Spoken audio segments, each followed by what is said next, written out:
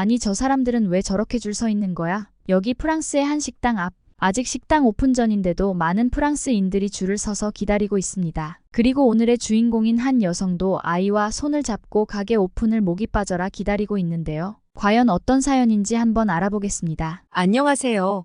저는 프랑스에서 워킹맘으로 일하고 있는 에리카라고 합니다. 저의 직업은 회사원이고 현재 10살짜리 아들 노아를 키우고 있어요. 프랑스에서는 바쁜 워킹맘들이 많다 보니 서로 엄마들끼리 단체 채팅방을 만들어서 아이들과 관련된 일에 대한 정보를 공유하고는 합니다. 그래서 SNS는 필수예요.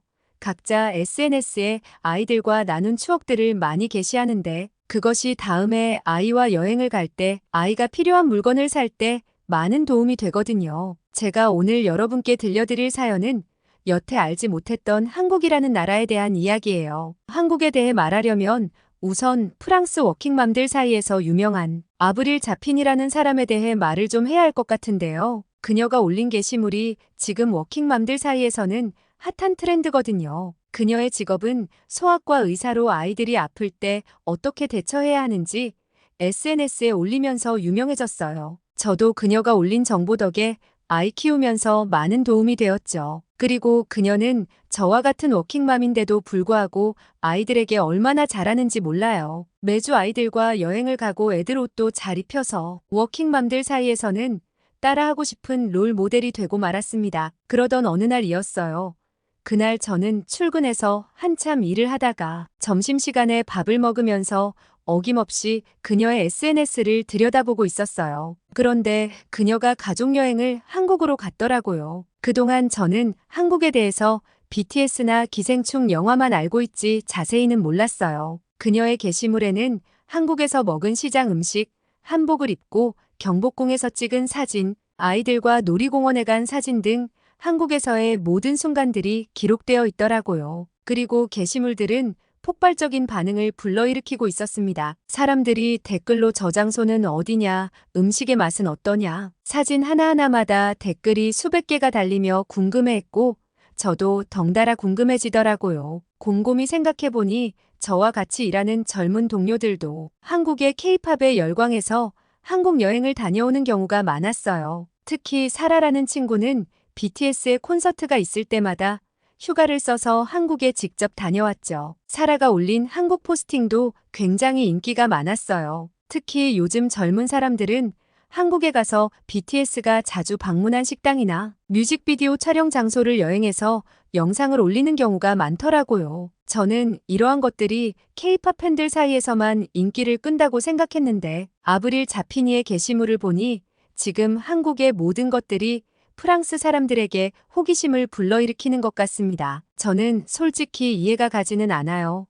각자 나라마다 생활하는 모습이 크게 다른 것도 아니고 도대체 한국이라는 나라가 뭐가 대단하길래 이렇게 인기를 끄는 건지 의아하더라고요. 그런데 아브릴 자피니의 게시물을 본 워킹맘 단체 채팅방이 발칵 뒤집어지고 말았습니다. 다른 워킹맘들이 너도 나도 할 것 없이 한국에 대한 것들을 공유하기 시작했어요. 자기도 한국에 다녀온 적이 있는데 이러한 것들이 좋았다부터 시작해서 아브릴 자파니가 다녀온 곳의 명칭과 지도를 공유하며 당장이라도 한국 여행을 떠날 기세였죠. 저는 잠깐 그러다가 말 줄 알았는데 아브릴 자파니가 프랑스로 돌아온 뒤에도 한국에 대한 이야기들은 계속되었어요. 특히 아브릴 자파니가 한국에서 사온 물건들에 대한 게시물을 보자마자 너나 할 것 없이 같이 공구를 하자고 난리였죠. 그러던 어느 날이었어요.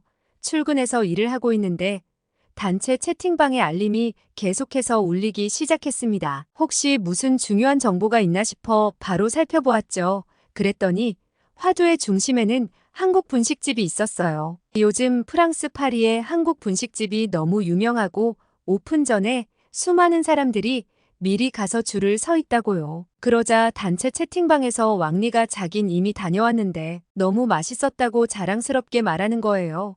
잠깐 왕리에 대해서 소개할게요. 왕리는 중국인으로 그녀의 아들 루창이 제 아들 노아와 같은 반이어서 저도 잘 알고 있는 엄마예요. 왕리는 단체 채팅방에서 제일 많이 활동을 하는데 제2의 아브릴 자파니가 되고 싶은 건지 SNS를 엄청 자주 하고 정보에도 민감하더라고요. 저는 아들 학예회 때 그 엄마를 처음 보았어요. 화려한 빨간색 중국 전통 옷을 입고 와서 마치 그녀가 공연에 오르는 느낌이 들었죠. 주목받는 것을 즐기나 보다라고 생각했습니다. 저는 별로 그런 것을 좋아하지 않아서 신기했어요. 그런데 며칠 뒤 아브릴 자파니가 한국 분식집을 다녀온 사진을 SNS에 올리면서 단체 채팅방에 더욱 불이 나기 시작했어요.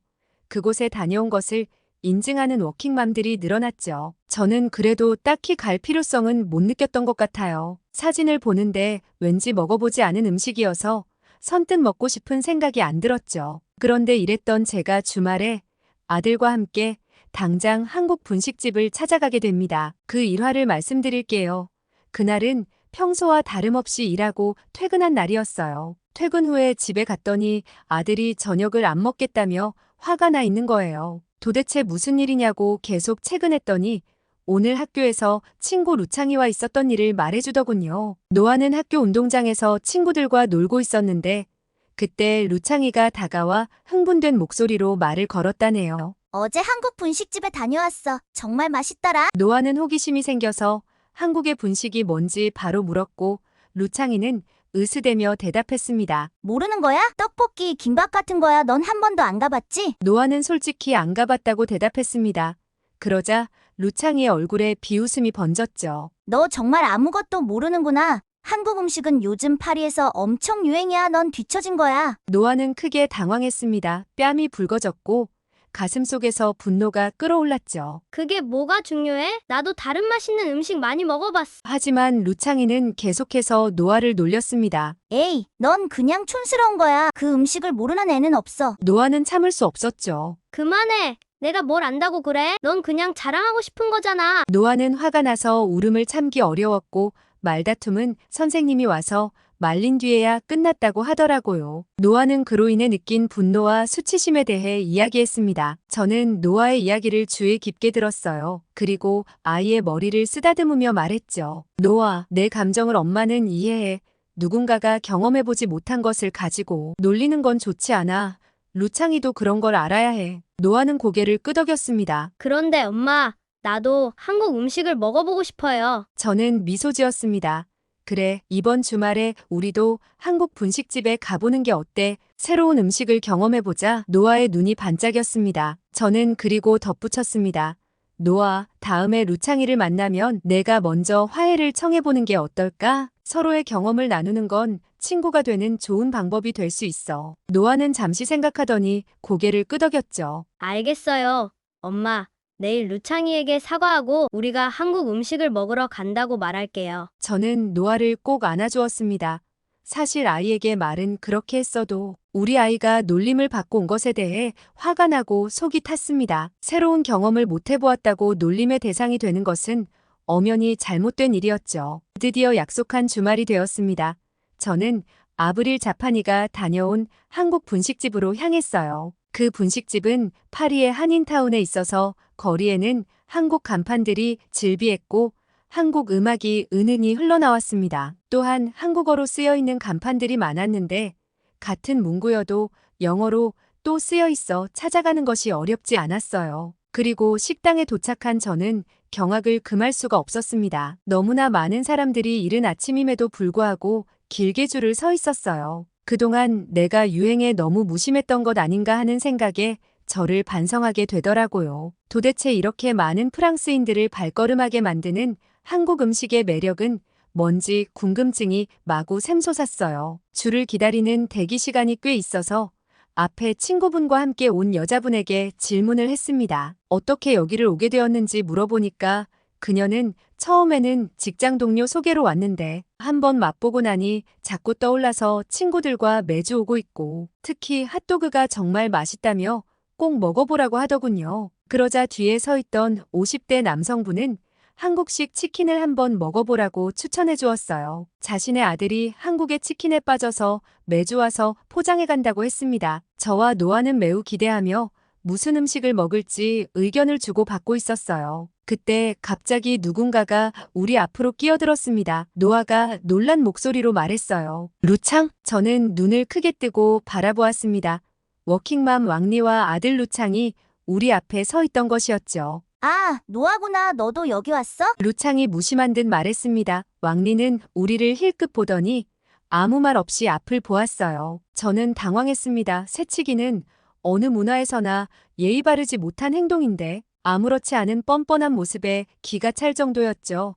저는 바로 말했습니다. 우리가 먼저 와서 기다리고 있었어요. 그러자 왕리가 대답했습니다. 우리는 예약했어요. 분명 메뉴판에는 선착순이라고 적혀 있는데 말도 안 되는 변명을 늘어놓더라고요. 저는 이 식당은 예약을 받지 않는 곳이며 공평하게 기다려야 하지 않겠냐고 말했어요. 그러자 왕리는 한숨을 내쉬더니 본인들은 자주 오는 단골이라는 거예요. 저는 화가 치밀어 올랐지만 아들 앞에서 감정을 억제하려 노력했습니다. 단골이라고 해서 규칙을 무시해도 되는 건 아니에요. 우리 모두 규칙을 지켜야 하지 않을까요? 점점 언성이 높아지자 주변의 사람들이 이 상황을 주목하기 시작했습니다. 몇몇은 고개를 끄덕이며 저의 말에 동의했습니다. 그리고 조금 전에 제 앞에 서 있었던 여성분이 말했어요. 아줌마, 여기 다들 1시간 전부터 와서 기다리고 있었어요.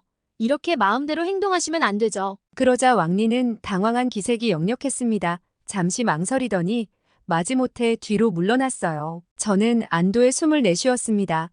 노아의 얼굴에는 자랑스러운 표정이 어려 있었죠. 작게 우리 엄마 최고라고 속삭였어요.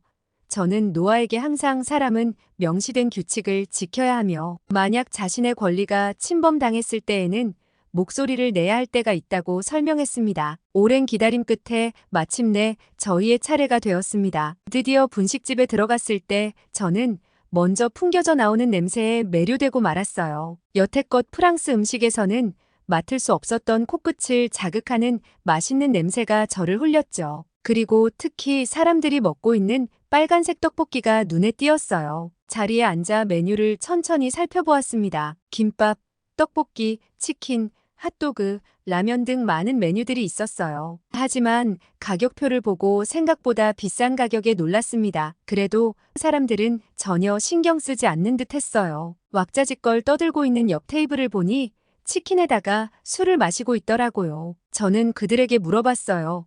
혹시 그건 뭔가요? 이건 한국 술로 소주라고 불러요. 한국 술에는 소주와 맥주가 있는데 이 둘을 섞어 먹는 문화가 있고 이거 되게 맛있습니다. 치킨이랑 같이 먹으면 하루 힘들었던 것들이 싹 날아가는 황홀한 경험을 하게 될 거예요. 우리도 한번 맛보니 끊을 수가 없어서 매주 오고 있죠. 이제는 한국에 치킨과 술이 없다면 살 수 없을 것 같아요. 저는 그들의 말을 들으며 한국 음식이 프랑스 사람들에게 새로운 경험을 뛰어넘어 한 가지의 문화로 크게 자리 잡았다는 것을 깨달았어요. 한국의 술을 맛보고 싶은 마음이 간절했지만 오늘은 아들과 왔기 때문에 자제했어요. 다음번에 꼭 남편이랑 와서 먹어봐야겠다는 생각이 들었죠. 우리는 메뉴 중에 치킨과 핫도그를 골라 직원에게 주문했습니다. 먼저 나온 한국식 치킨은 바삭한 튀김옷과 달콤하면서도 매콤한 소스가 어우러져 저의 입맛을 사로잡았어요. 프랑스의 전통적인 요리에서는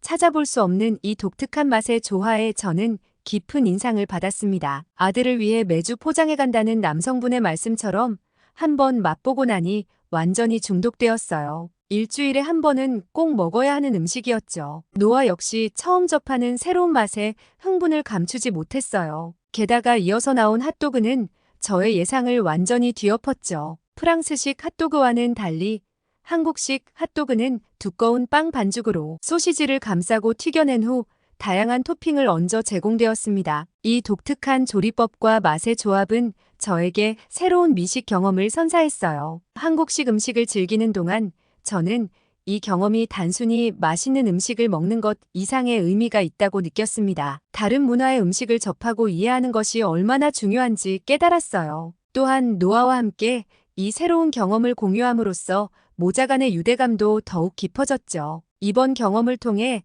음식이 단순히 배를 채우는 수단이 아니라 문화를 이해하고 소통하는 중요한 매개체라는 것을 깨달았고 앞으로도 노아와 함께 다양한 나라의 음식을 탐험하며 세계 각국의 문화를 배우고 싶다는 욕구를 느꼈습니다. 더불어 저는 이 경험이 노아에게도 큰 영향을 미칠 것이라 생각했어요. 어린 나이에 다양한 문화의 음식을 접하는 것이 노아의 세계관을 넓히고 다른 문화에 대한 개방적인 태도를 갖게 하는데 도움이 될 것이라 확신했습니다. 저는 식사를 마치고 추가로 떡볶이와 김밥을 포장했어요. 남편과도 한식의 새로운 맛을 공유하고 싶었거든요. 그런데 그 사이에 치킨은 이미 매진되었더라고요. 포장을 기다리면서 계산대 직원과 이야기를 나눴습니다. 그녀는 말했죠. 요즘 정말 한식을 좋아하시는 손님들이 많아졌어요. 처음에는 가게가 텅텅 비었었는데 한두 명이 단골이 되고 그분들이 친구분과 같이 오시면서 어느 순간 줄 서서 먹는 맛집이 되고 말았어요. 이제는 한국말까지 배워서 안녕하세요. 감사합니다.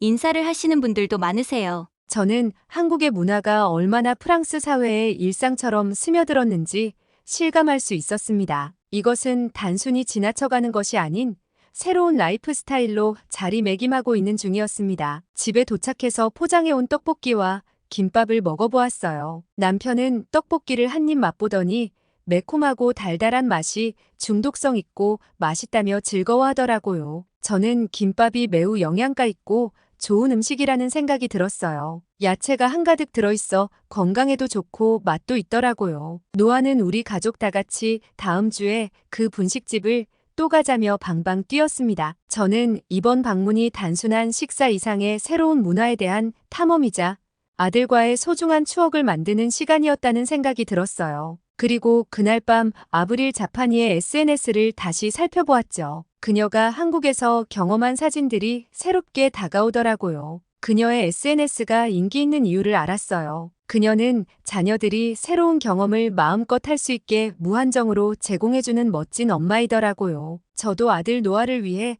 여름 휴가로 한국 여행을 다녀오려고 해요. 노아에게 즐거운 추억을 많이 선물해주고 싶고 아이가 얼마나 행복해할지 눈에 선하게 그려집니다. 한국에 자녀와 함께 방문하기 좋은 장소가 있다면 추천 부탁드려요. 또한 아이들이 좋아할 만한 음식도 알려주시면 꼭 먹어보겠습니다. 오늘 준비한 사연은 여기까지입니다. 한국의 음식이 다른 나라에서 유행을 뛰어넘어 새로운 문화로 자리 잡고 있다는 사실이 매우 놀라운데요. 정부에서는 전 세계 한식 산업을 2027년 300조 원의 규모까지 키우기로 했다고 합니다. 한식의 세계화는 앞으로 곧 다가올 미래입니다. 오늘의 사연이 마음에 드셨다면 구독과 좋아요, 알림 설정 부탁드립니다. 이상 지금까지 감동 코드였습니다. 시청해주셔서 진심으로 감사합니다.